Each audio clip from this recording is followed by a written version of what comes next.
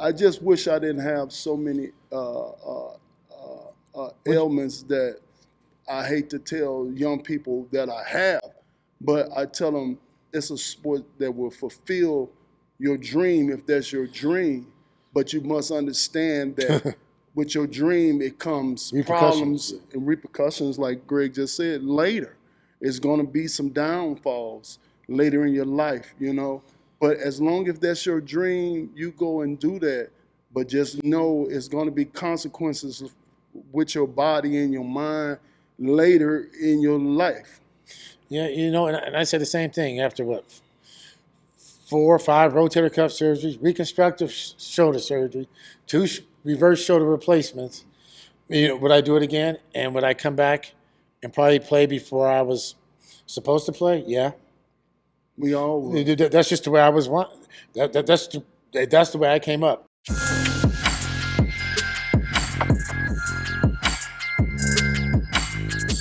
Hey, welcome back to Life After Sports 23 here at Atomic Motors. Thank you for having us with the big dog, Big James. What's going on, V? What's happening? Hey, what's up? What's up? Hey, what about week 2 of the NFL, man? Man, very exciting week, man. I'm going to tell you guys, this was the week of the veteran quarterback. A lot of veteran quarterbacks with a lot of snaps under their belts. If you look at the teams that's undefeated, those are the guys that's undefeated right now. Yeah, you're right. You know, and it goes back to they played in the preseason also, right? Right. They played because they're trying to make a team. They're trying to beat out someone. And, you know, they had that timing and, you know, just that, you know, they knew what they were getting. You know, and the rhythm was different between them and everyone else. You know, and, you know, Kansas City was a snap away. I mean, they're, you know, like I said, the good teams. You know, I remember my college coach said, "I'd rather be lucky than good." Right. They got a couple calls at the end of the game, man. That was, you know, helped him. But you can't give Patrick Mahomes that time or put him in that situation. But also, those are no calls on a lot of other teams. Well, you think about it. A team like Kansas City, they're a complete team. They have an offense and a defense and a great special teams. And a coach. And a great coach. And then a lot of other teams that lost in that same manner, they lacking something. Teams like Philly, they lacking something on the back end. They don't have a back end. What do you think about their coach?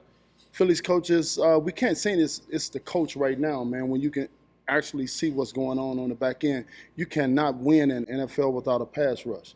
It's only so long that these guys can cover on the back end. I was a defensive end in NFL. And if we didn't generate any pass rush, those guys on the back end are going to look bad. If they don't do any covering on the back end, we can't generate any pass rush. So it goes right back to the thing with the Baltimore Ravens and the Las Vegas Raiders. The Ravens could not generate any pass rush against the Raiders. That was great for Gordon, I'm sorry. And he was able to be back there to pat the ball and find a receiver that he want. And also they ran the ball very well. If you go back to all the teams that's supposed to be good that lost this week, they have a problem. It's somewhere on their team they're having problems. Look at the Detroit Lions. You know what their problem was? They couldn't cover the back end. That's going to be their problem all years. The 49ers, their biggest problem. They can't cover on the back end. I don't care what you look like.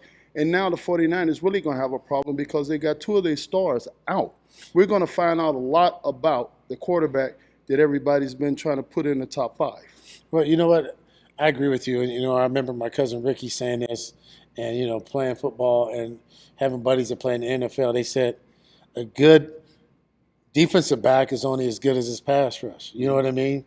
So if you have a great pass rush, we don't have to cover for 5 seconds because you can't cover those guys for 5 seconds. You know what I mean? It's not in the NFL. The receivers are too good. Yeah, too good. You know what? But, you know, and it's crazy because the 49ers ran the ball, but my main concern was we couldn't stop the run. Well, this is the problem with the 49ers right now. Everybody knows that they're going to pass the ball. But McCaffrey's not back there. That guy had, what was his name? Mason. Oh, man, he had another big day. He had a good day. But see, right now, everybody's finna drop him down in the box, and we're going to find out how well he's going to run next week. All right? We really finna find out how good the 49ers is without Debo, without McCaffrey. Yeah, you know what? But next man up. You know what it means. The good teams, they find a way. And right now, it just shows that the lack of, and this is just my personal opinion, the lack of reps in preseason, because these guys are making absurd amount of money, which I'm thankful and happy for. Yes. But you can't afford for them to get hurt in preseason. You know Well, what the I mean? thing is, holding them out of preseason because there's so many young quarterbacks right now in the NFL that's being held out, and most of those guys really need some reps. That goes back to what I said at the top of the show was all the 2-0 teams are veteran quarterbacks.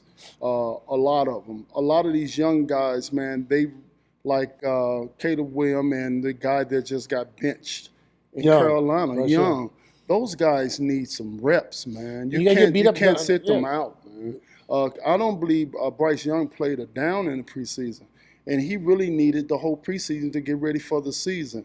You can't sit these young guys out. Caleb, if you listen to these guys' interview now from 2 weeks ago, they sound totally different because now they're getting chased by big dogs and not puppies. See, when they was getting chased by those puppies in preseason, they looked like they looked in college. But now the big dogs have came home, and now they can't get off like they do. And then you listen to their interviews, you can tell that they're down because they have never been under this type of pressure.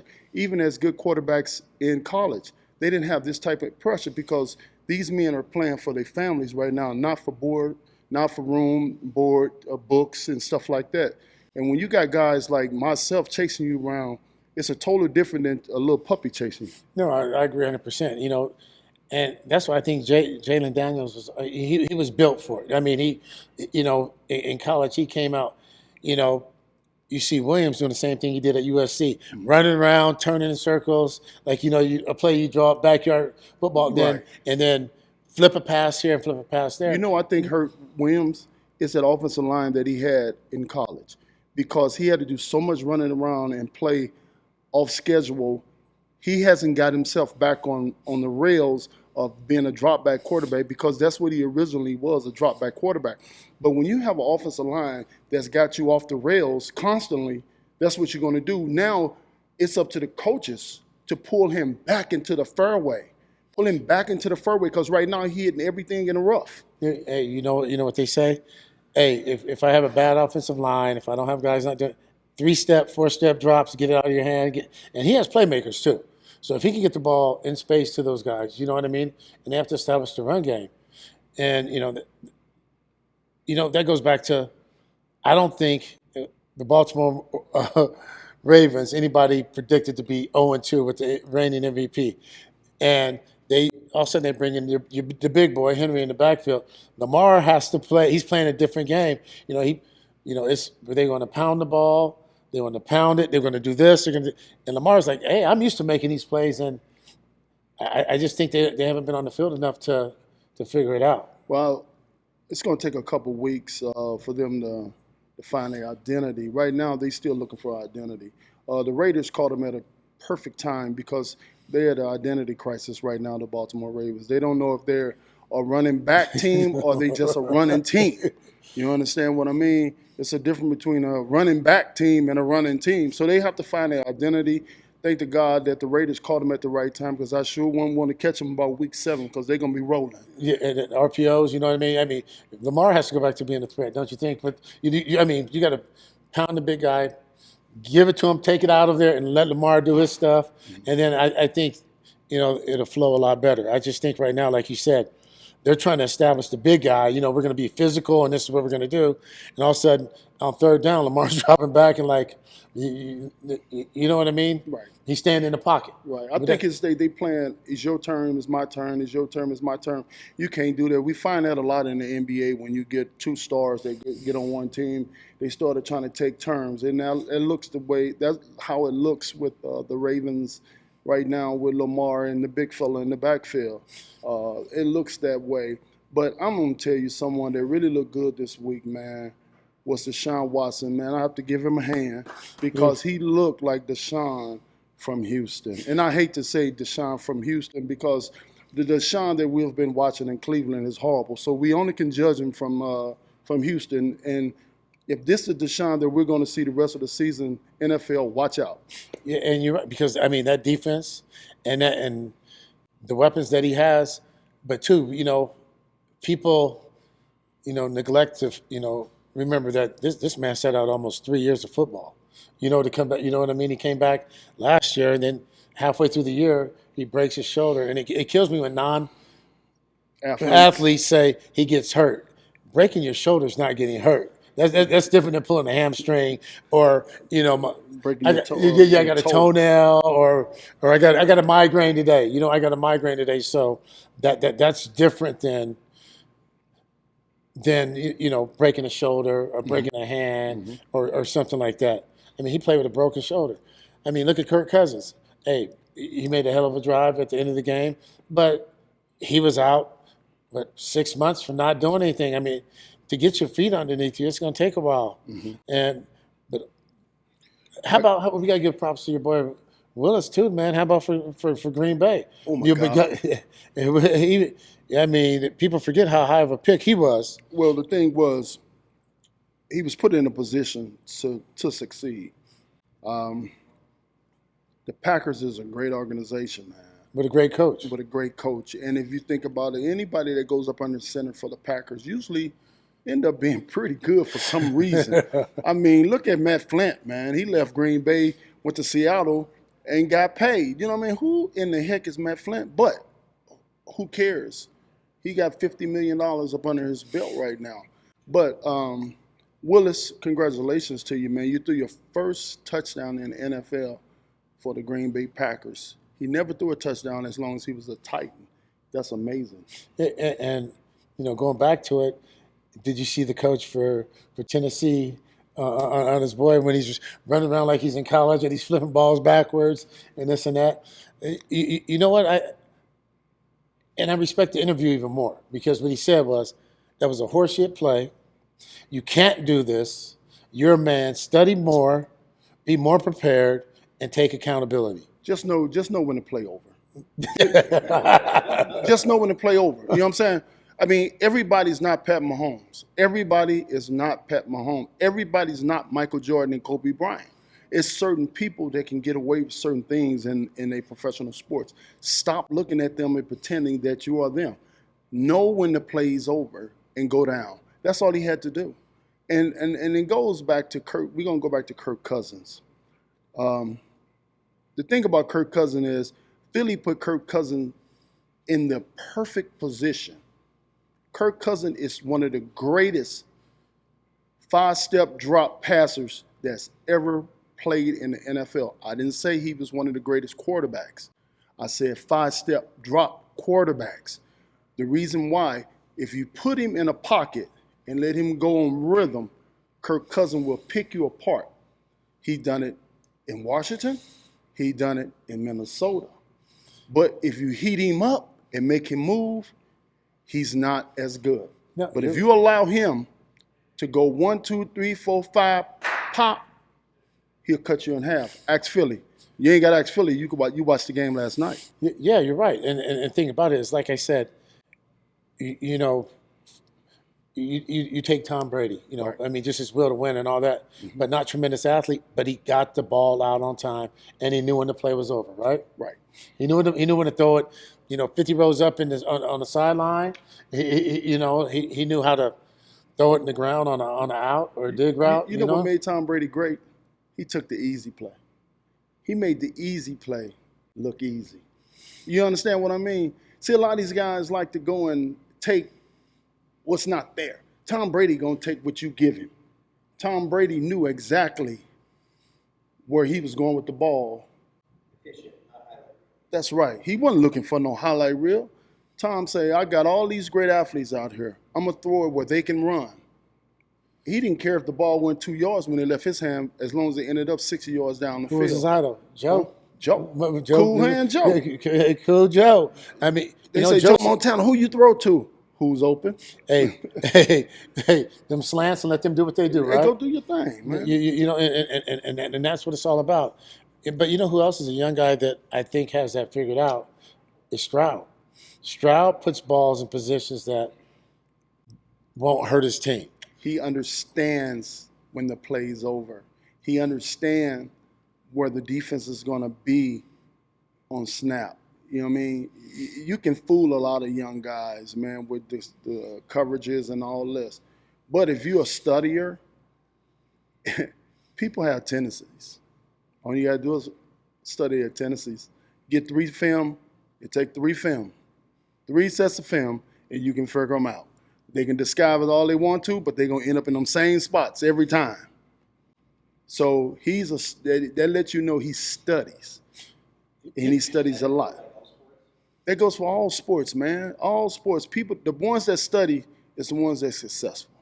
Yeah, he's right. Because it is tendencies. God gave you the ability, but now what you do with the ability and how, because you think about it, just go back to, a correlation that everyone can understand. If you're taking a test and you did not study for that test, how do you feel when you sit down at the desk? Anxiety, all sweats, everything. Same thing in sports. You know what I mean? If you're prepared, then you can hang your hat on it, right? Because I gave everything I could to be prepared to help my team win. It might not work out, but I gave it. But if you don't give it, that's what you see. I don't know what anyone does. I don't know who's in the building, but I just know all the great leaders, and especially a quarterback or a middle linebacker or somebody like that leads. And I say they're always the first ones in the building. And the last one's to leave. It goes back to when I played in Minnesota and when I played in Oakland. It was probably a couple guys that may have been quicker or may have been faster than me. But one thing that I had was my sense of the game and the study of the game. Because when I broke my huddle and you broke your huddle, within seconds, I can look into your backfield and tell you your top 3 plays you're going to run out that back set. You can switch your back set. Before the ball is snapped, I done ran those 3 plays in my head because I knew there's only 3 things you can do to me out of each one of those sets. And if you can't do that within seconds, you have no business being a starter in the NFL, NBA, nor the Major League Baseball, because everything comes off studying. You can't not go out there and be a professional athlete and don't study. And when you study, then you can let your reactions just take over. There you go. Because you put the hay in the barn, and then you already know what to do. You can tell the team to study. Well, you can. Yeah, but two, in retrospect, you have to understand too. The quarterback's probably the toughest position in sports to play. 1, 2, hey man, Dave Henderson, rest in peace, said this to me one time. He said, Vaughn, sometimes you got to give a little ass to get a lot of ass in the end. So these guys have to take their lumps and be able to get back up and learn from that and make adjustments. You know what I mean? Because I'll tell you one thing. I don't know about James, but me, because I have buddies that say how easy it is, and this guy's a dog, and this guy, he's horrible. I look at people and I say, there's no league higher than him. So he's not horrible. What's that make you? Right. And ever since I retired, I have never had a bad day from the couch. The couch is easy. I see everything, but it ain't the same speed he's seeing it. Oh man, I have no delusional moments about going back. You got to understand, man. I'm not a bad football player from the couch. Oh shoot, yeah. We all Hall of Fame, huh? Hey, Hall of Fame like a mug from the couch. From the couch, man. I see everything. Hey. Why'd he swing at that? Oh, he wasn't ready for it. No, but man, game speed is different. So James, let me ask you this though: if you had to take all the teams in the NFL, right, who's the biggest disappointment to you right now? I would have to say the Dallas Cowboys. I would have to say the Dallas Cowboys. Thank you. They are the disappointing team. The reason why I say that is you don't allow, as a professional team, you don't allow a team to come into your house and bust you in your mouth like that, and you have all that talent, you have all that money, you have all those resources. You do not allow a team to come and hit you in your mouth. Now, it's nothing wrong. And the greatest GM. And the greatest GM, he said. Well, I didn't He said say he's the that. greatest. Well, he said he's the greatest. My point is, you have too many resources, and it's okay to lose in the NFL, but it's a way to lose. And the way they lost was, I don't like my coach, or we're not studying enough, or we're just not tough enough. Now it's one of them. It's one of them. I mean, I'm not in Dallas locker room. Hopefully they bounce back. They're not my favorite team. I don't have a favorite team. If I do have a favorite team, I have to say it's the Raiders. But to watch a team fold a tent the way that the Cowboys did, that was very disappointing for me to watch a professional team get hit in their mouth like that in their backyard. You ain't jumping in my backyard and kick my ass. Well, they out physical them to death. I mean, like you said, they punched them in the mouth. They ran them over, ran, backed up, ran them over again. I mean, they controlled the front line. That might be the first game I've ever seen Michael Parsons not like be. They had a game plan to stop him. And no, he had a great game though. But what I'm saying is, did he? Well, he had a good game. But I'm just saying. But they took him away. You know, they planned for him. They coach came in and said, we're going to run at him. And then when we run at him, we're going to wear him down. And then we're going to run away from him, and he ain't going to have enough gas to chase us. And then when it's time for us to pass, we're going to double team him. And by the time we keep running at him, running away from him, by the time we get back to pass rushing, he ain't going to have no gas, man. The kid was gassed out because their coach said, run at him. The man weighs 200 and some pounds, 250, 240, 230. Hey, man, if I'm an offensive coordinator, I'm running at him my first 10 plays. No. I'm looking for him. I'm gonna take the gas out of him because he's the best player on the Dallas Cowboys defense. I'm taking the gas out. I'm taking the gas out your car. So when I drop back the pass, and now you got to rush against two people, you the least of my problems. But you know what? That's coming from a football guy like DeMarco Ryan says, saying, we got Mixon back here. We're going to pound it. Mm-hmm. We're going to pound it. Mm-hmm. We're going to pound it. But with the new hybrid coaches now, you know, they line up. Everything's a 4th and 1, shotgun. You know the physicality. Right. But I'll tell you, the Houston Texans, man, are scary. They scary. Because they got 2 boys on the men's that that defense is crazy. And you got to understand, see, they haven't turned loose Cam Akers yet. So they're going to pound the ball at you. And he came in for Mixon. Man, and he came in for Mixon, and it wasn't no drop-off. No. I'm talking about they got a sludge hammer. They got a big sludge hammer, then they got a sludge hammer. And they got a coach that don't play. That plays like old school football. Yeah, you understand what I'm he's saying? respected too, right? Yeah. And my thing about this is, let's go back to Michael Parsons, because I love him because he's a great pass rusher. And the way that the Saints neutralized Parsons was, they ran at him, man. They took the starch out of his behind.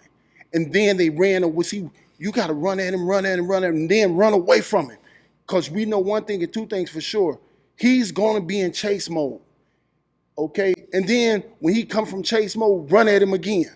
Run right at him again. Yeah. And then you drop back the pass, because guess what? Them legs, after so many chases, they getting a little weak. You know, you can see him too, because when he goes out, because he leaves everything on the field. You know, my God, he leaves. You see when he's on the sideline. I mean, he's breathing so hard. 2 plays later, he's right back in there. You know what I mean? Ready to go. But you're right though. But DeMeco Ryans, man, I mean, like that's a football player. That's a football player. Right. And he has his respect of his team. It's sort of like the Dan Campbell and all those guys. But man, I just don't see the passing and the timing with these teams that have been doing it for a long time. It's just not there. We're going to go back to those smallest defensive linemen like what the Cowboys have. Teams like the Saints, the Rams, the Detroit Lions, the Green Bay Packers, these guys at Philly, they run that zone offense that came from Mike Shanahan. And see, the way that Mike stopped those zone off, them small defensive linemen, he went to the zone offense. And he put those big guys moving this way. And now he's trapping these little bitty guys in these holes. And now, only thing he's telling his running back to do is flow, cut, and go. And there's 1 foot in the ground and go. Because now you got these little guys going this way, and these big guys is on top of them.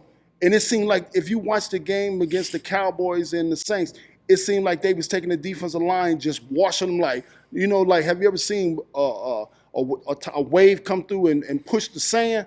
That's how they just whoosh.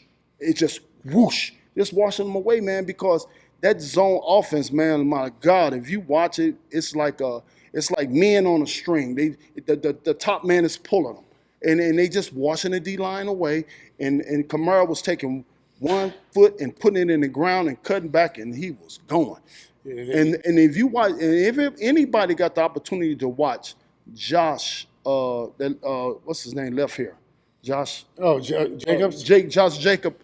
They run the same offense in Green Bay. That man had 155 yards yesterday. I think he had 111 in the first half. Bro, it's that zone offense.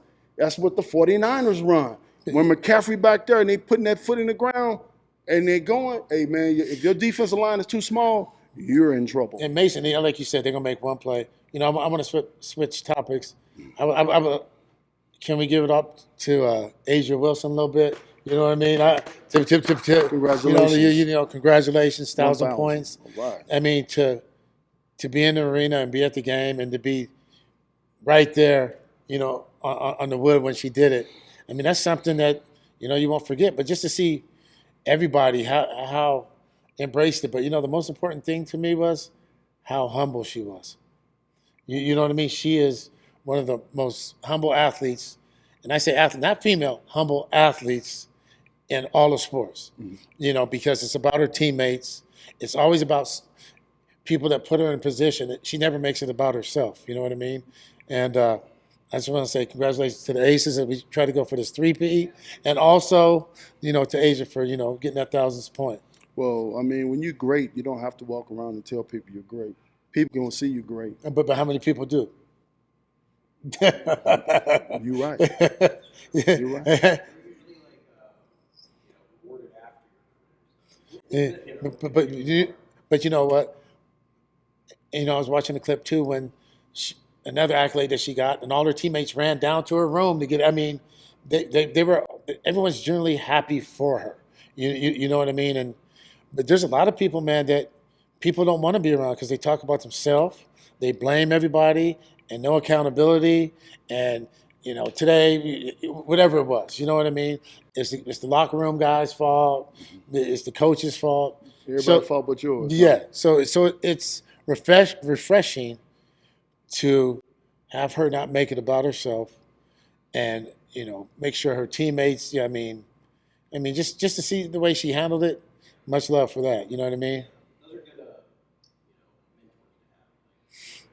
to have. But you know what? It came from her home because you've seen her go over to her parents and stuff after the game. And I've always said athletes have a responsibility, but so do your parents. They have the most important and the most responsibility for what happens. Well, structure start at home. Yeah, and discipline, right? Yeah, discipline and structure start at home. You know what I mean?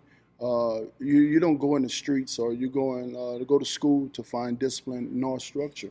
You can continue it in the streets and in school, but if it don't start at home, most of the time you're going to pick up a bad habit. It's going to be in the streets, and it's going to be so easy because you have no structure or no discipline instilled inside you from your home and from the people that's supposed to love you the most. But supposed to tell you the truth too. Yeah. Right. Right. You know, like your mom. I always remember what you said to your mom when you was hungry. You after the game, she said. Yeah. She meant that, man. I mean, my mom reminded what she said. After, I mean, you know, my mom told me, she said, I didn't come to watch you stand on the sideline. So she took me, my cousins, all of us in the car. They went to McDonald's, and when we got to McDonald's, she ordered everybody food but me. And the reason that she didn't order me any food is because she paid for my uniform. And she said, I spent your money on your football uniform. And I came and watched you stand on the sideline. I can watch you stand on the sideline at home. You can stay at home and do that.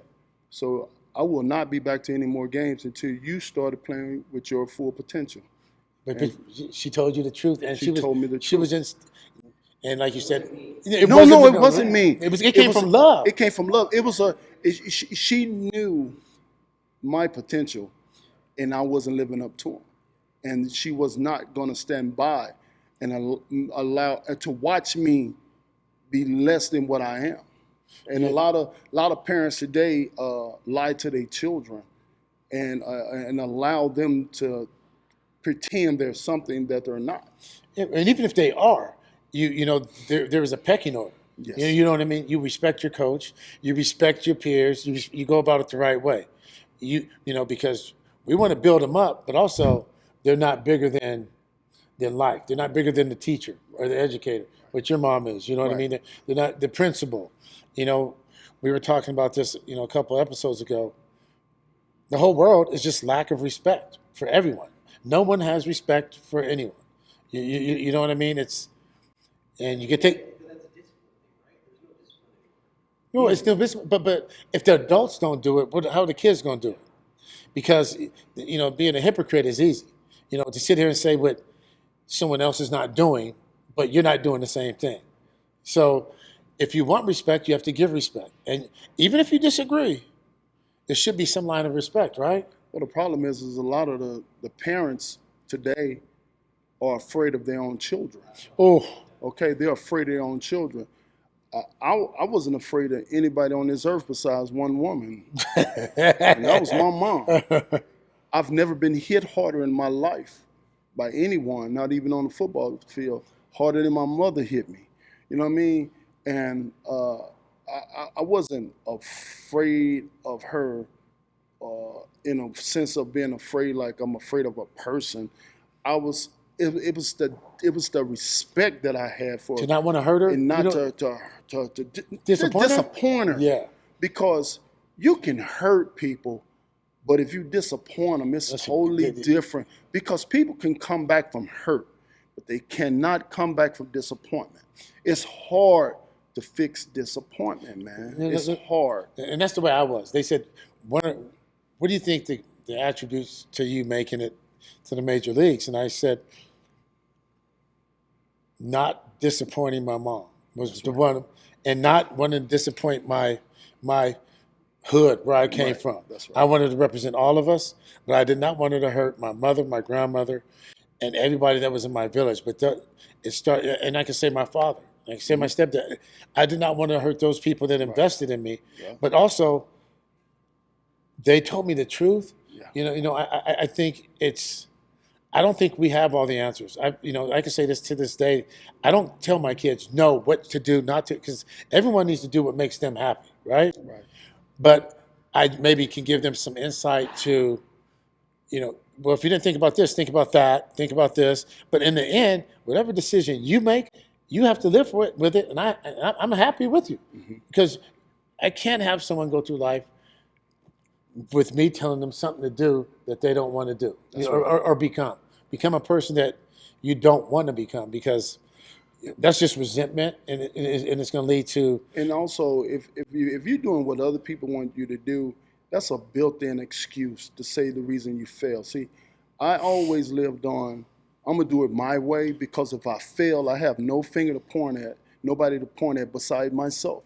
You know what I mean? I've never looked at for a built-in excuse.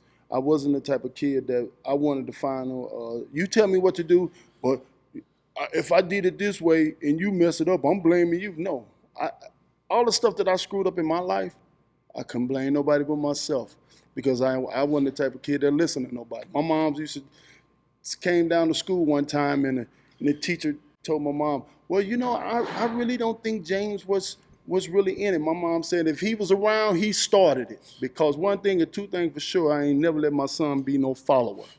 So he must let it off. So, and that's funny, because I was talking to my mom too. And I think part of the problem is the parents want to be their kid's friend. Right. There's no pecking order. They're eye to eye, and they want to drink with them. Yeah, they want to smoke with them. They go to the club with them. Could you do that with your mom and your pop? No. Let me say something. I was raised by my stepfather. That was one of the greatest man I ever had in my life, man. My dad, he cool. My dad lives out here in Vegas. I love you too. But my stepfather is my father. Everything in my life I learned, from driving the car to having sex with a girl, smoking weed, drinking. I know good and bad. I learned from him. Yeah, but you know what though? It was a pecking order in our house. My stepfather. No, I ain't never called him my stepfather. My pops, my mama, me, and my brother. And we had to follow that. Yeah, but that's what it was. I think that generation was raised that way. That generation was, you're not my equal. Because I remember one time I said, well, I want to go live with my nana. My mom said, hey, I'm going to give you 2 pair of underwear, 2 pair of socks, open the door, and 2 shirts, and see you later. I got, man, that door open. I got to about 1 step taking us. My bad. I'm going to go put it back down. But she established this is my house. This is not your house. You don't pay. How many bills have you paid here? None. So you're not going to dictate what's going to happen in this house. But it goes back these parents trying to. My mom ain't never tried to be my friend. My mom just tried to be my mother. My father, my pops never tried to be my friend. He wanted to be my pop. These kids need parents, and they parents want to be their friend. Girl, when you going out? When we going to get our hair fixed? I'm not going. What are you talking about? Going to the club, having a drink with your man? My kids are all grown, and no, I can't. No, I do not want to hang out with you. I'm your father.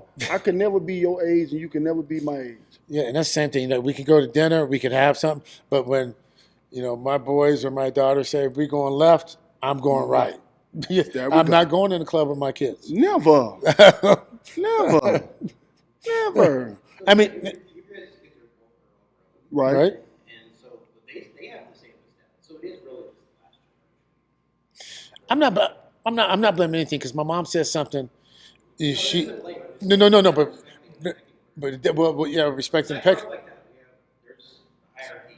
Yeah, but that same hierarchy as a family was a hierarchy for an adult. You do not disrespect another adult. So so it went from your house to that other adult, and then wherever you wanted to put it. But you were not going to disrespect anybody else that was your senior, right? I can't even call an older person by their first name, and I'm 56 years old right now, and I'm standing next to my mom. My mom be like, that's Miss So-and-so or Mr. So-and-so. That ain't no Clarence. Now, you might call him Clarence, but you better call him Mr. Clarence. You understand what I'm saying? But see, you got to put that Mr. on him. you got to put the Mr. But also, if that was taught from the beginning, you like you said, you've always been that way. And because I know my ex-brother-in-law and the people from the South, they say it all the time. Me growing out west, I didn't say it. But everyone calls my mom Miss Debbie. You know what I mean? But if I didn't know that growing up, it's going to be a little different, right? And it's not out of disrespect. I just don't know. Right. But she also said that it's just not this last generation. She said it started with her generation, with her parents wanting to give her more. Then it trickled down to her wanting to give us more, and then us wanting to give ours more, and then that generation after that. So somewhere during all that transition, that we lost the sense of respect. You know what I mean? By giving more? I wouldn't say giving more should make you lose respect. Giving more should give you more respect. It should, but if you looked at society, James, say the kids you help, or just us being in the community and being around people, don't you feel it's more of a sense of entitlement than a sense of respect? I woke up today, so I deserve this today. Not that I worked for anything today, but I didn't work for anything today, but I woke up. So I deserve whatever I think I deserve today. You know what I mean? Yes. And I think that's, that's the.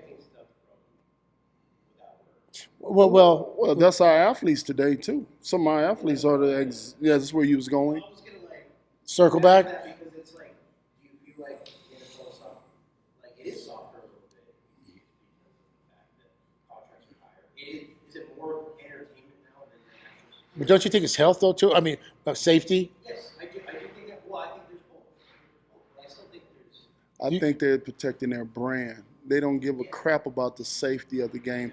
It's the shield that they're protecting, because anytime that mothers start talking about taking their kids out of Little League football, that means they're taking people away from future players in the NFL. So they had to find a way to appease the young mothers and the young kids that was coming to protect their shield. Yeah, as you said, so you put your kids my grandson is going to be a hell of a football player. If it was up to me, I'd make him a baseball player, but him and his dad want him to play football. I got so many things wrong with me right now that I'm not that fond of telling people to go and play football. But I love football. You know what I'm saying? I love it. And will I do it again? I probably will Yes, you would. I'd probably say- because I'm retarded. No, but I don't think you're So- retarded. But you know what? You know what the key was, John? You said you love. I loved it. You love, and that's just like me. I just wish I didn't have so many ailments that I hate to tell young people that I have, but I tell them it's a sport that will fulfill your dream if that's your dream. But you must understand that with your dream, it comes problems and repercussions, like Greg just said, later. It's going to be some downfalls later in your life, you know. But as long as that's your dream, you go and do that. But just know it's going to be consequences with your body and your mind later in your life. Yeah, you know, and I said the same thing after what? 4 or 5 rotator cuff surgeries, reconstructive shoulder surgery, 2 reverse shoulder replacements. You know, would I do it again? And would I come back and probably play before I was supposed to play? Yeah. We all would. That's just the way I was. That's the way I came up. You know, and I think it goes back to the men that were in our lives, our generation. We couldn't show hurt. We couldn't show pain. We couldn't show any of those things because then you weren't a man. You know what I mean? So then you weren't a man. So you remember this, Greg? How many you see?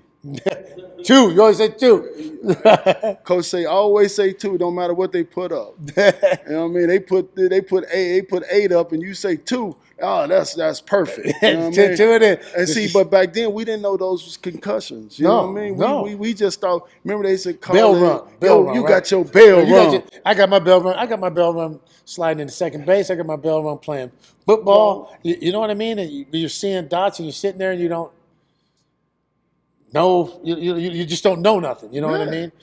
And you looking around like, why I'm here?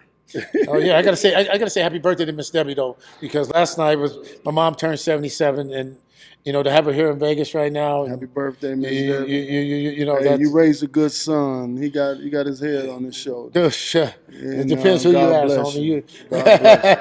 God bless. No, thanks. Yeah, we're here. God bless. So James, now we're gonna turn towards James' first favorite sport. Baseball. I love it. And let's be honest, that's my favorite sport. And so we have a flip flop. What do you think? Give me the playoff scenario. What do you got? I'm a little. Yes, he's going to get hot. He's going to get hot these days. He been hot. No, he's going to get hot. But you know what? But they're not pitching to him too sometimes. But also, if he's playing these young teams with these September call-ups, he's gonna get a shot, man. But like I said, I had a month and a half to hit 50.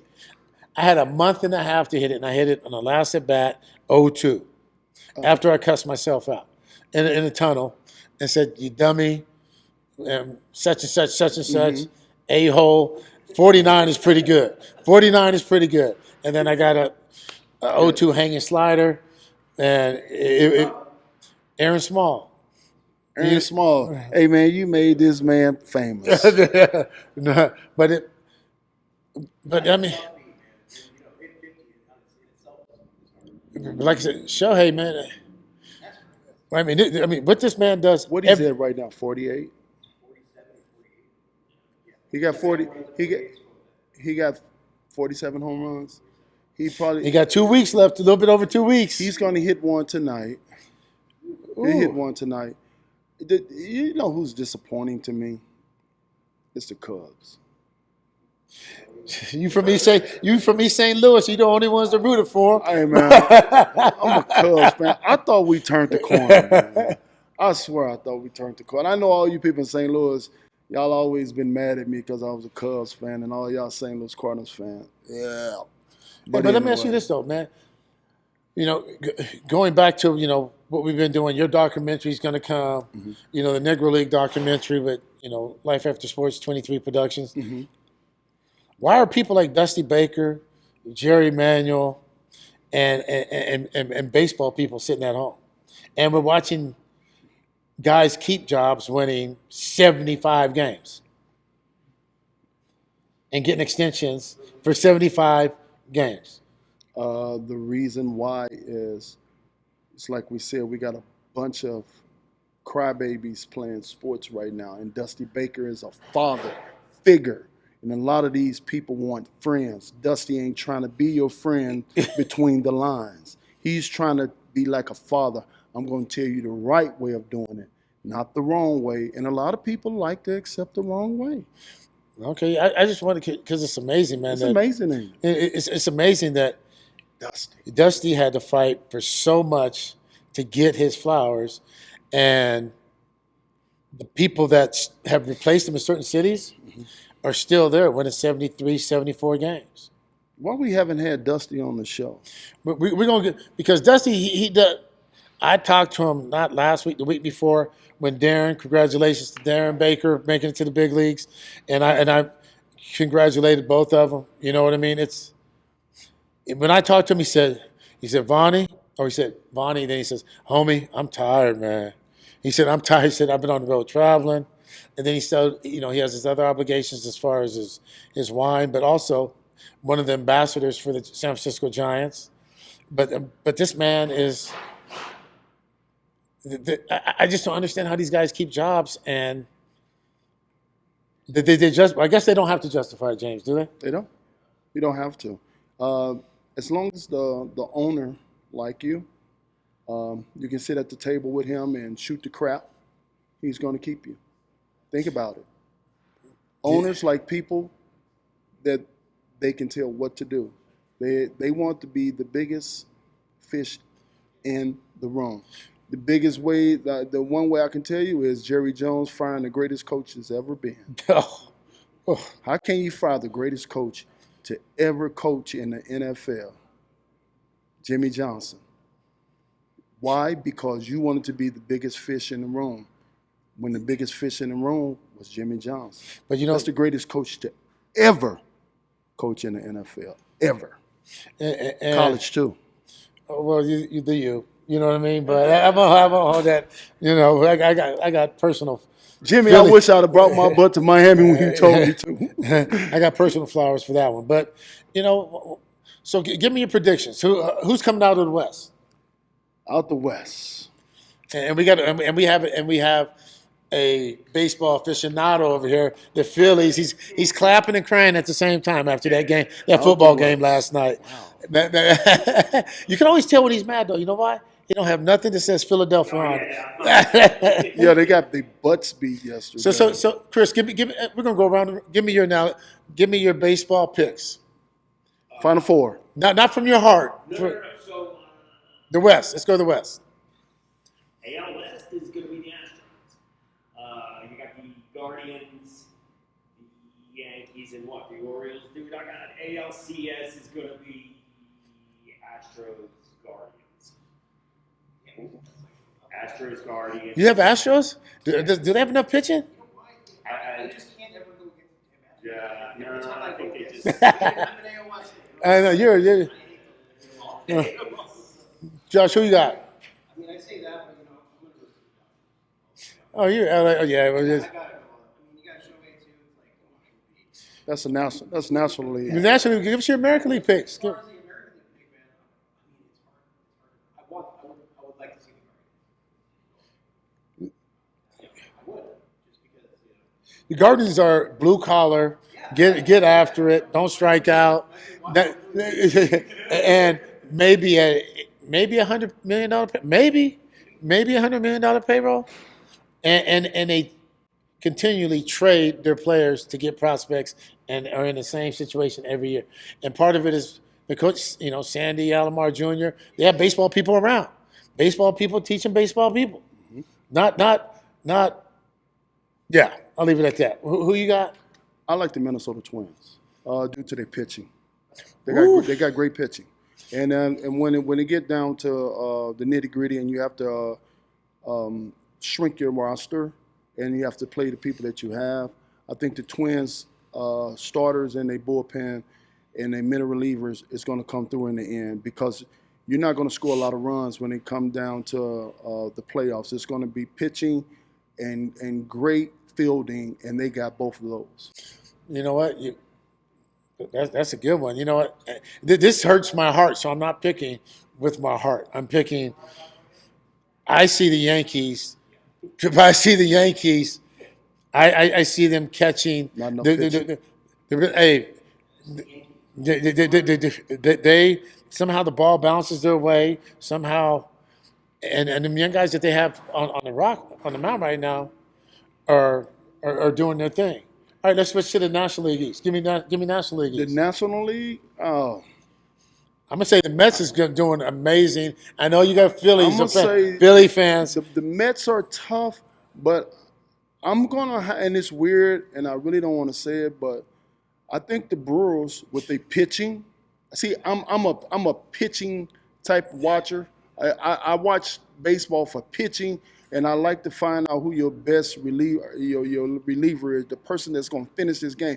And the Brewers and the Minnesota Twins got both of them, and the Brewers play great defense. And they can hit. Great defense. And they got Murphy. They got a guy that is a hard-nosed, tough, but also he relates to his players. Baseball guy. Yeah, and his players respond to him. But that closer in the Guardians, man. Woo.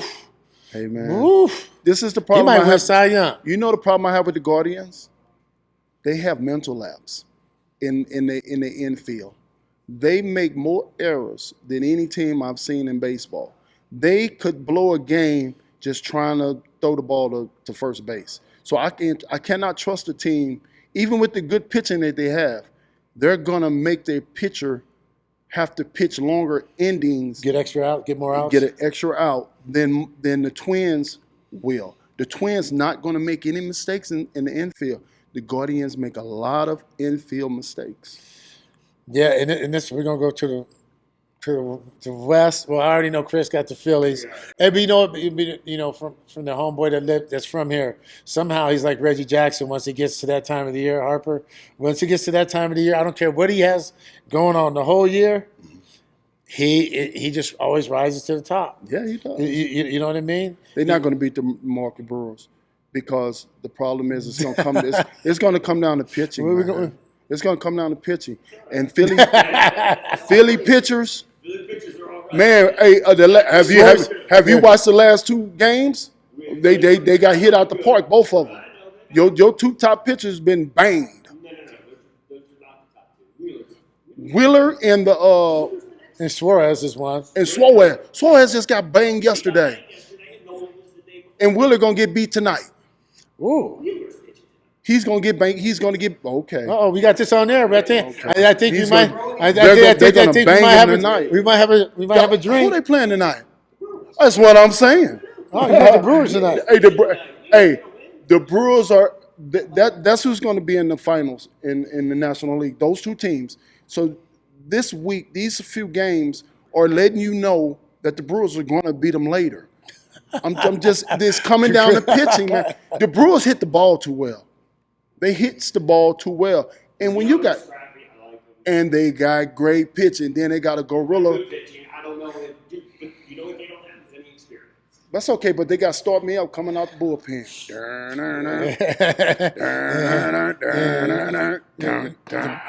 He coming out the bullpen hanging it. Hey, but you know what though? We're sleeping on the Padres and we're sleeping on the Dodgers. I think the Diamondbacks. You think the Diamondbacks gonna do it again? You think they're gonna do it again? They're just so scrappy and They play with speed. they play with speed. And you see, that's the thing Brewers do. That's what the Brewers do too. The Brewers steal bases. all over. Speed adds pressure to the defense. That's what I was gonna say. It's all about that first series. I feel like if they could get past the first series, This might be it for the Padres too, man. The Padres are because they got Tatis coming back, and when he's back, he's fine. Machado's just like I said. They boo Manny. They do whatever they want. I mean, he's hated. That man might be the first pick on my team every single year because you know what you're getting every single day. Who was that? Machado, because I mean, Gold Glove, beyond Gold Glove, third base. He's going to hit you 30 to 50 home runs, and he's going to drive in 100. What's the guy they just got from Miami? Oh, that's Florida? Chisholm. The first baseman. He came from Miami. Yeah. Second baseman, yeah. Yeah, second baseman. To keep it under track. Yeah. Yes. Tony Gwynn, he went back to Man, he's freaking amazing, man. I'm like, dude, just walk him. Yeah. Because he's going to get on anyway. But you know the whole thing is, and I remember people saying this, we'd rather give up a single than mess around and put him on so somebody else can get a 2-run home run. You know, a single ain't gonna. They just want him to do it in fewer pitches. You know what I mean? If you're gonna get your hit in the first or second pitch. He's gonna get it. Yeah, but he can play, man. He can hit. I watched him almost 2 weeks in a row, man. And every time I turned the TV on and he was playing, you just knew he was gonna get on base. But he get on base. I mean, I play with I think the best. Barry Bonds to me and Tony Gwynn are different players, but to watch Tony every day get 3 or 4 hits every day is crazy. And strike out 11 times all year. Do you believe it's their eyesight? Yep. But I also believe it's the discipline to execute and stay with your game plan every single day, no matter how much success you have, because so many players, when they have success, oh, no, I'm going to do it my way. I think we'll do some clips on that too, because I've been watching a lot of Tony Gwynn clips coming up on my feed lately, and you see that it breaks down. I hit with them every day. Yeah, I know it's crazy. But we're finally privy. The actual fans are actually seeing what you guys got. Rest in peace. You know what I mean? Because do you? And this, I know you're the professional on this part. I looked at Tony Gwynn as a guy that went with the pitch. He never tried to hit the ball to hit to a strength. His strength was, I'm hitting the ball where you threw it. If you threw it here, that's where I'm gonna hit it. If you threw it there, that's where I'm gonna hit it. He wasn't a poor hitter. He wasn't what you call it. I don't know what y'all guys call it, but you got some guys that pull it, some guys that. What you call it? That was a pull. His opposite field. But you know what? You know what his shoe said? 5.5. So his shoe said 5.5. Mm-hmm. So the hole between shortstop and third base is the 5 hole, mm-hmm. And that's where he made his money. He never got tired of going to the 5.5 hole. And the thing about Tony was he hit it hard too. And then if you missed or you slipped, he put you in the seats. But then he'd come right back over and go for the 5.5 hole again. I remember I forgot my spikes one day. I mean, my turf shoes were in Cincinnati or Philly, and he had an extra pair. I wore his, and Davey Lopes goes to me, man, what you got them shoes on for? Because everyone knew 5.5 hole. I was like, hey, man, I'm trying to get row 5, seat 5. You know what I mean? Row 5, seat 5. God bless you, man. God bless you. Hey, I like that. Hey, that was that's one of the great comebacks. Was that